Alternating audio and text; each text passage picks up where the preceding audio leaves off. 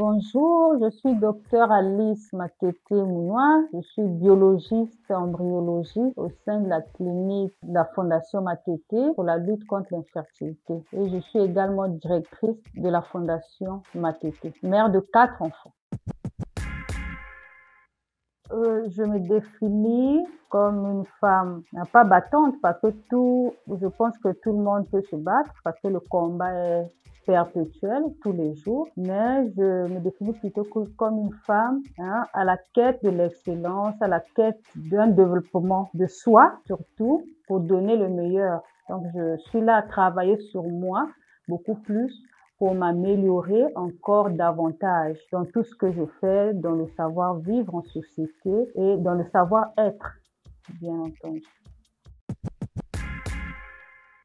C'est plus de mon époux que je tire cet adage. Lorsque c'est dur, c'est quand c'est dur que les durs avancent.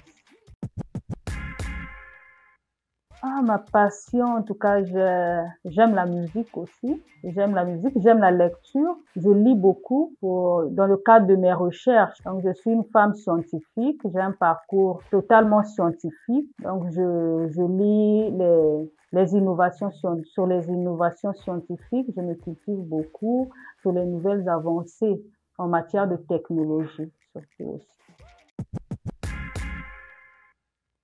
Oui, donc j'ai commencé mes études universitaires à l'université Mariam Gouabi, à la faculté des sciences de la santé.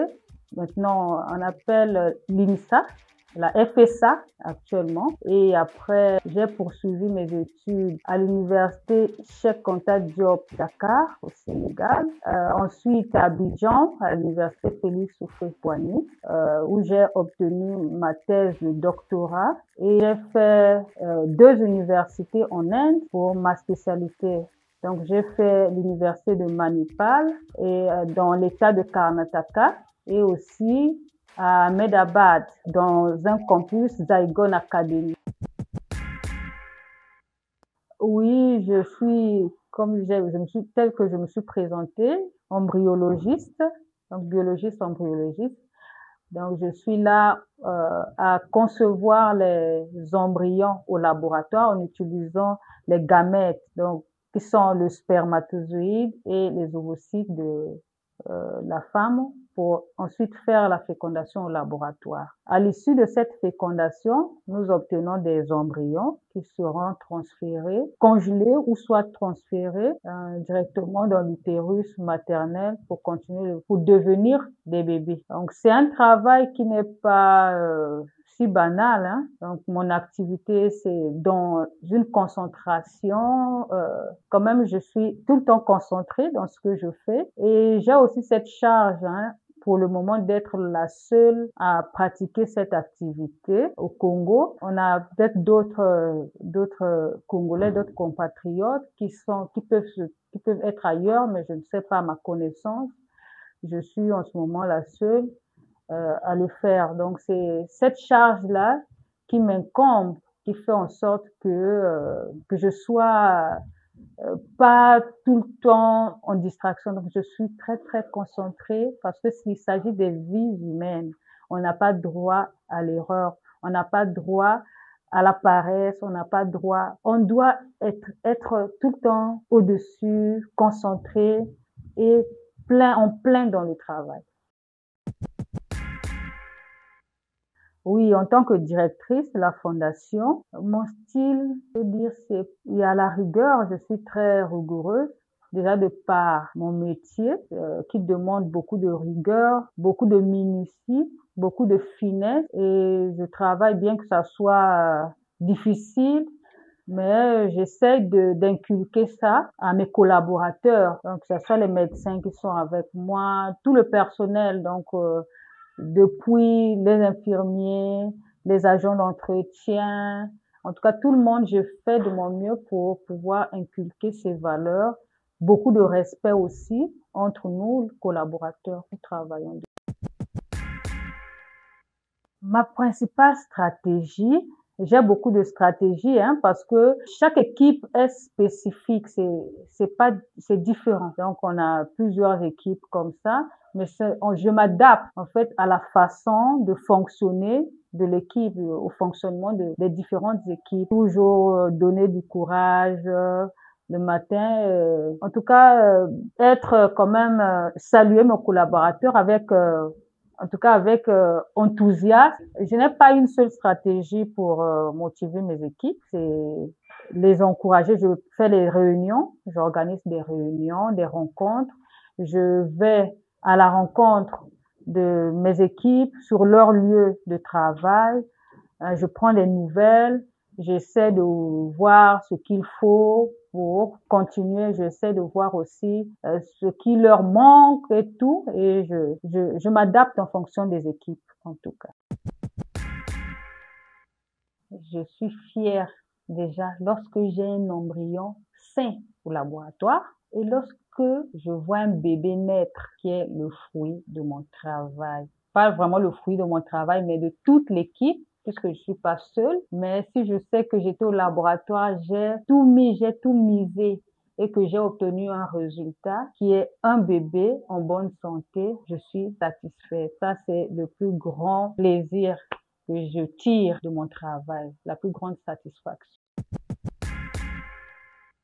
Oui, au cours de ma carrière, c'était toujours une suite de défis, mais le défi majeur était de quitter ma famille, s'éloigner de ma famille pour aller poursuivre mes études. Moi qui suis toujours, qui ai toujours été proche de ma famille, de mes parents, de mes enfants, de mon époux. Donc, il fallait quitter, en tout cas la famille, pour aller étudier à l'étranger pendant plusieurs années. Et Dieu merci, le résultat est là. Déjà, au début, c'était pas facile. J'avais perdu plus de 20 kilos déjà.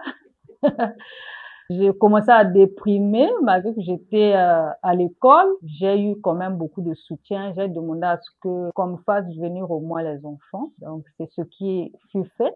Et après c'est passé. Donc j'ai pu surmonter ça grâce à mes enfants qui étaient toujours là, grâce au soutien de mon époux qui était aussi toujours présent avec les voyages. Il venait tout le temps nous rendre visite.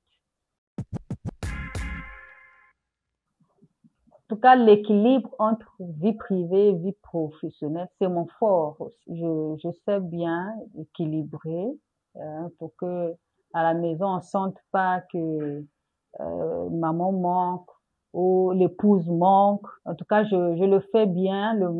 J'organise. Il faut être très organisé. Il faut être dans les temps, respecter ses engagements. Lorsqu'on fait un programme le matin, il faut suivre le programme, malgré qu'il y a parfois des aléas, mais on fait de notre mieux pour que tout se passe bien, pour que tout soit équilibré. Donc, il n'y a pas de déséquilibre, en tout cas, entre ma vie professionnelle et ma vie privée. Jusqu'à maintenant, pas encore. Mais par moment, il arrive que par des cas de force majeure, que je dors, que ça soit en fait, imprévisible comme ça, de façon imprévisible, que je dorme au travail pour des raisons professionnelles et que je fais toujours de mon mieux pour qu'on me ramène même les enfants sur mon lieu de travail. Je peux voir un peu leur cahier, faire un peu les devoirs avec eux et puis ils peuvent rentrer à la maison après pour qu'ils ne sentent pas que maman n'est pas là. Oui, déjà, la science, hein, en elle-même est en train d'évoluer. Donc, nous faisons tout pour être au même niveau que les autres.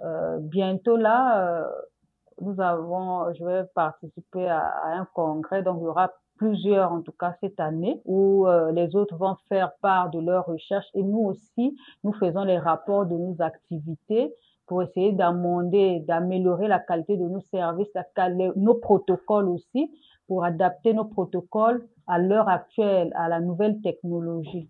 Nous le faisons constamment et chaque année, nous le faisons. Donc, il n'y a pas une année qui passe, en tout cas jusqu'à ce jour, où on ne participe pas hein, au congrès, au séminaire et pour acquérir de nouvelles connaissances, être au même niveau que les autres. Au-delà du rêve, puisque c'est ça, tant que c'est pas encore arrivé, pour d'autres, c'est encore un rêve, mais il faut travailler pour. C'est comme lorsqu'on veut manger, on veut manger un plat, mais il faut réunir les conditions pour ce plat, s'il faut du sel, s'il faut, donc il faut aller chercher le sel, il faut mettre tout ce qu'il faut pour obtenir le plat. Donc, il faut travailler pour. Et fréquenter aussi, vous voyez, les fréquentations. Hein. Je vois aussi aujourd'hui on voit beaucoup de débits de boissons. Donc, beaucoup de jeunes ça donne beaucoup à de l'alcool, voilà, l'ambiance.